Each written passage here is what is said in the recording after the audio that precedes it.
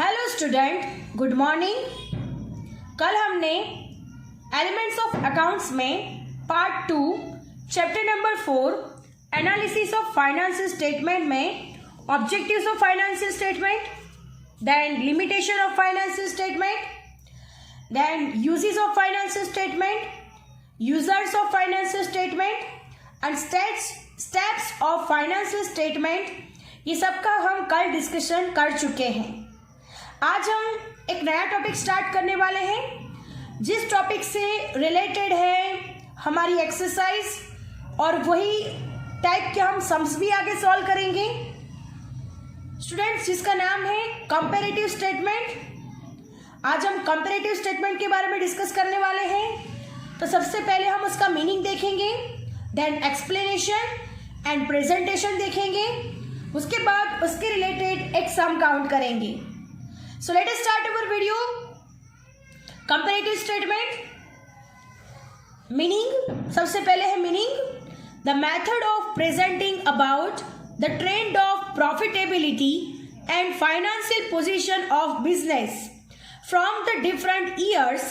Financial statement is known as the method of comparative statements.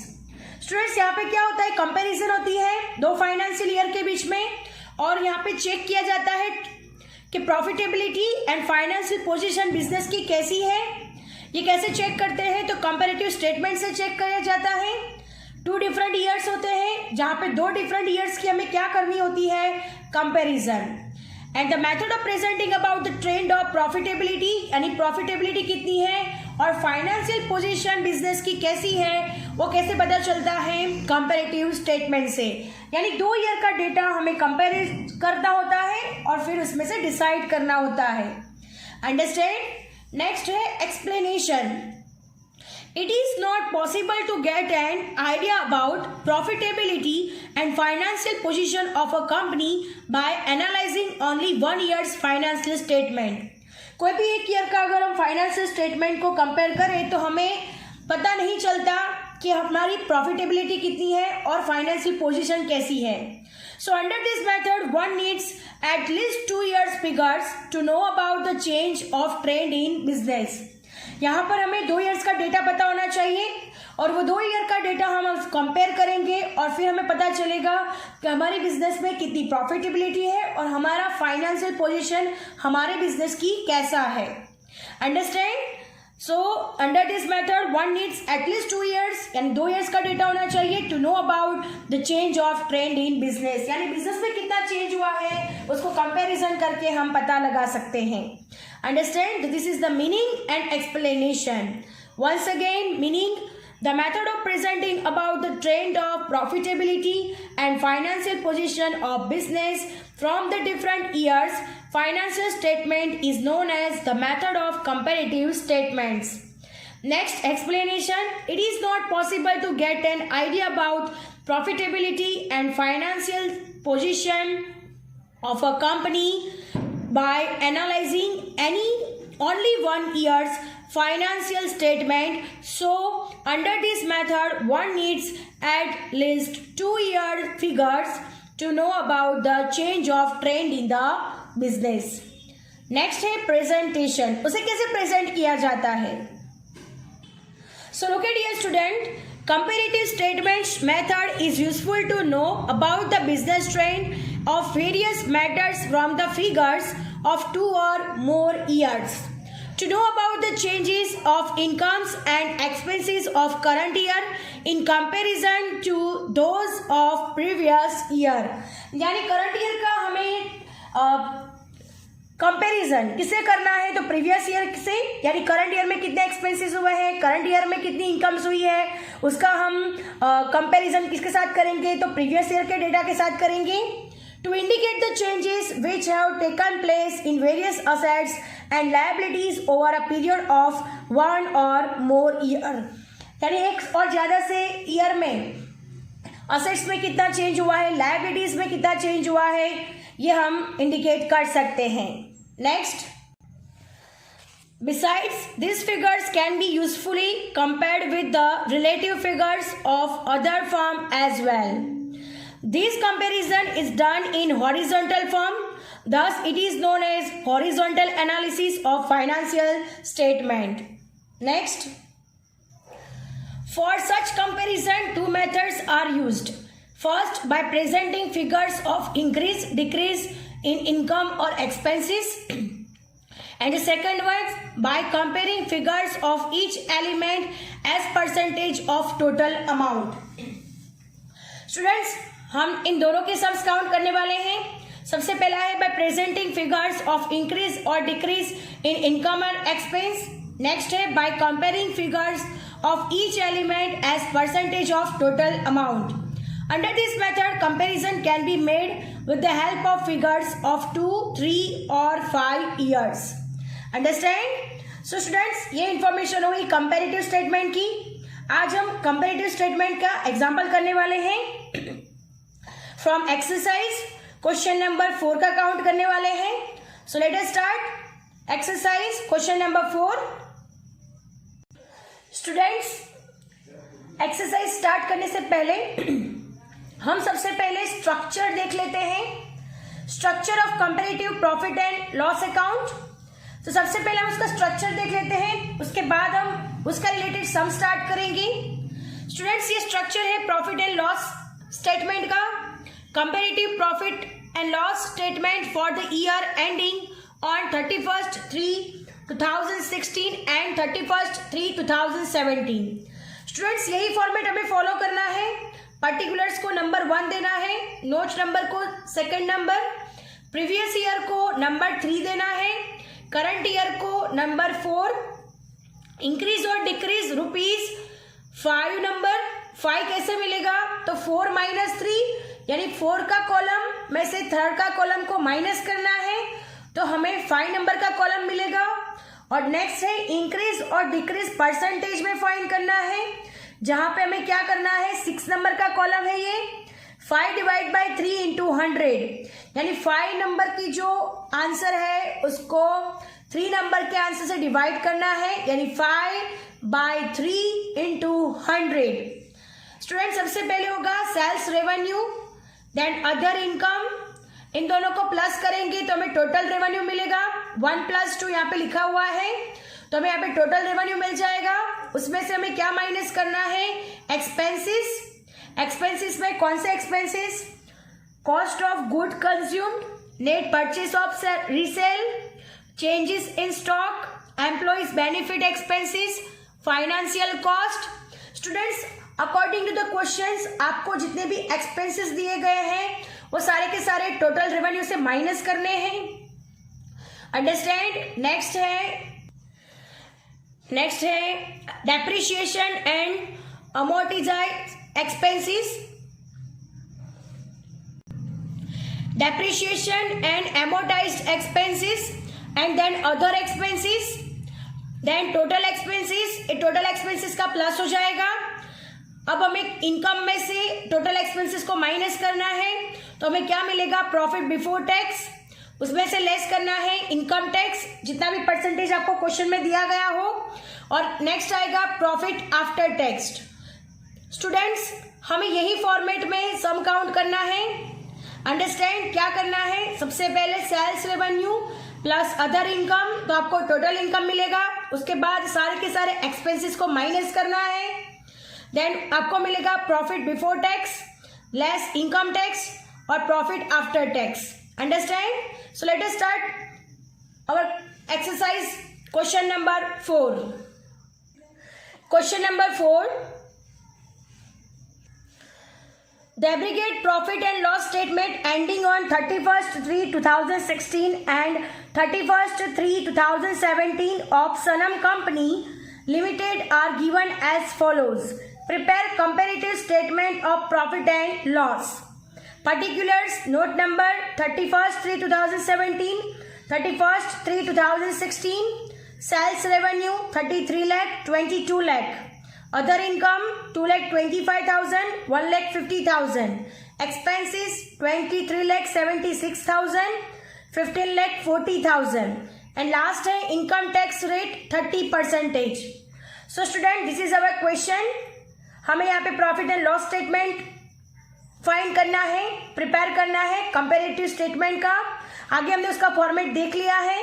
तो इसमें हम क्या करेंगे, सेल्स रेवेन्यू और अदर इनकम को हम प्लस करेंगे तो हमें टोटल इनकम मिलेगा। इनकम मिलने के बाद हम सारे एक्सपेंसेस को माइनस कर देंगे, राइट। तो हमें क्या मिलेगा, प्रॉफिट बिफोर टैक्स। उसके बाद हम इनकम टैक्स को माइनस करेंगे, तो इनकम टैक्स को माइनस करने से हमें क्या मिल जाएगा, profit after income. Understand. So let us start our solution. सबसे पहले हम फॉर्मेट ड्रॉ करेंगे। So look at here student, सबसे पहले हमने फॉर्मेट ड्रॉ किया है। सबसे पहले हेडिंग लगाएंगे, जो कि हेडिंग लगाना बहुत ही जरूरी है। तो लिखते हैं कंपैरेटिव स्टेटमेंट, कंपैरेटिव स्टेटमेंट कौन सा बना रहे हैं हम लोग, प्रॉफिट एंड लॉस। तो लिखते हैं profit loss statement of Sanam company limited, Sanam company limited for the year ending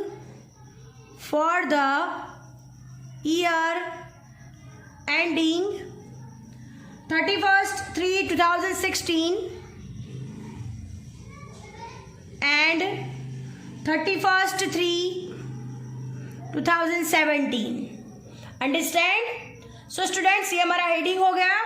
अब सबसे पहले वाले कॉलम को हम क्या नाम देंगे,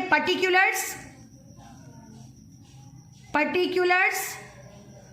उसको नंबर 1 दिया जाएगा, ये याद रखना। नेक्स्ट है नोट नंबर, जिसको नंबर 2 दिया जाएगा।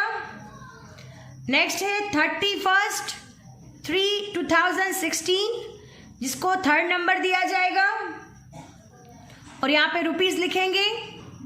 देन नेक्स्ट है 31/3/2017, यहाँ पे रुपीस लिखेंगे, जिसको नंबर 4 दिया जाएगा।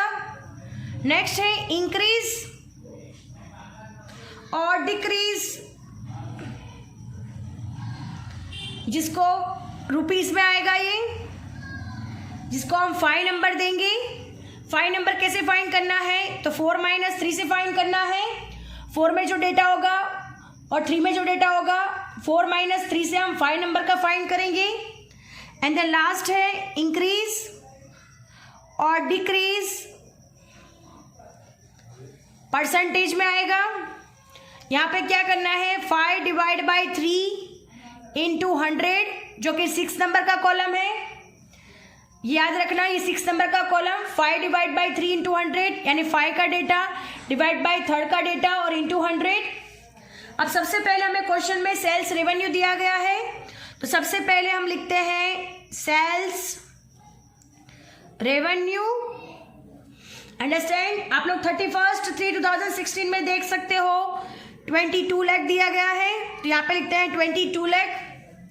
और 31/3/2017 में 33 लाख दिया गया है, तो आप लोग यहाँ पे लिख सकते हैं 33 लाख। अब नेक्स्ट 5 नंबर का कॉलम फाइंड करना है, तो 4 - 3।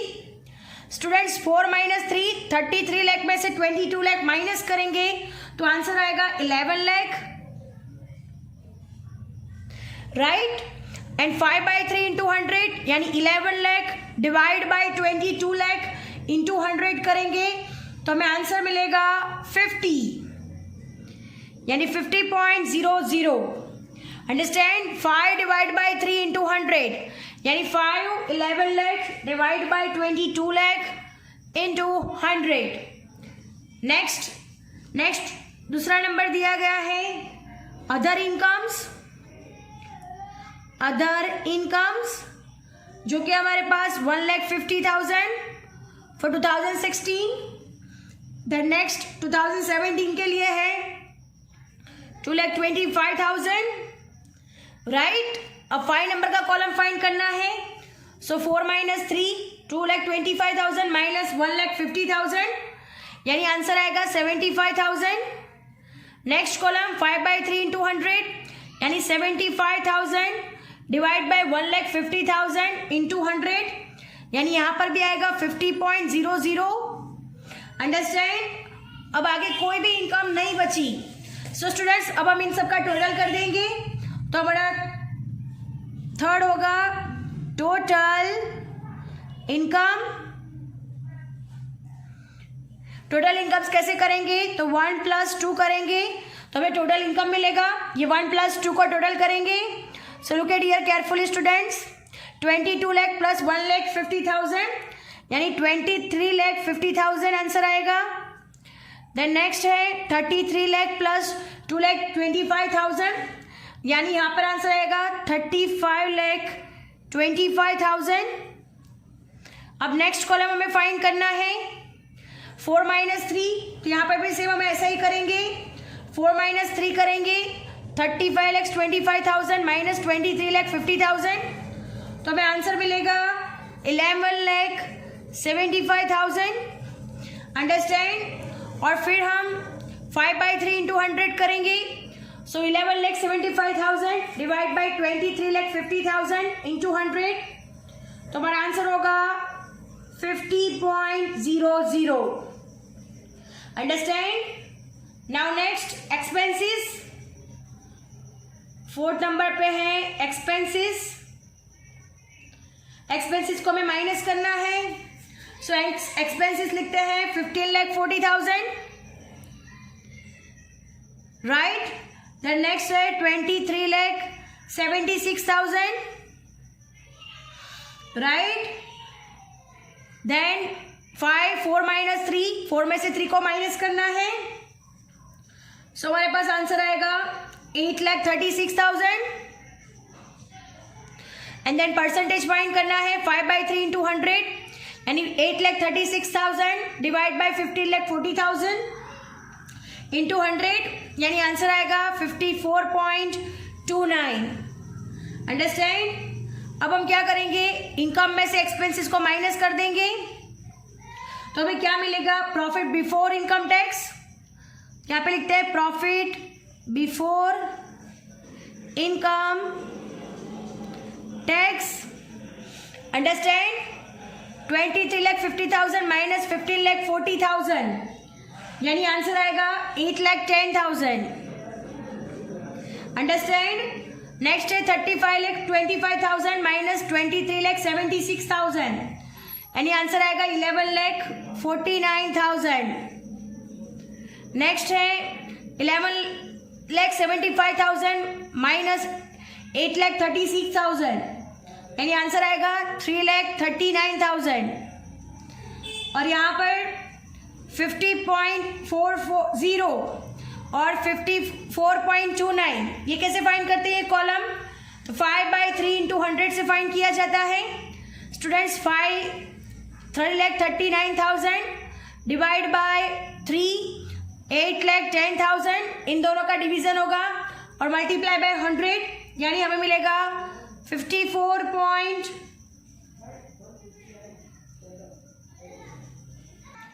स्टूडेंट्स 54.29 ये एक्सपेंसेस का है। अब हमें ये कॉलम फाइंड करना है तो 5/3 3,39,000 डिवाइड बाय 8,10,000 करेंगे और मल्टीप्लाई बाय 100 करेंगे तो हमारे पास आंसर आएगा 41.85। तो हम यहाँ पे आंसर लिखते हैं 41.85। Understand. Then next less income tax. अब हमें लेस करना है इनकम टैक्स जो कि 30% दिया हुआ है, right. So look at here student, 8,10,000 के 30% एंड 2,43,000, राइट। देन 11,49,000 के 30%, 3,44,700। देन नेक्स्ट 5 का मतलब है 4 - 3। So look at here student, 4 में से 3 को माइनस करेंगे तो हमारे पास आंसर आएगा 1,01,700। और फिर last column 5/3 × 100। So student 1,01,700 divide by 2,43,000 × 100 यानी आंसर आएगा 41.85। Then next profit after income tax मिलेगा प्रॉफिट आफ्टर इनकम टैक्स।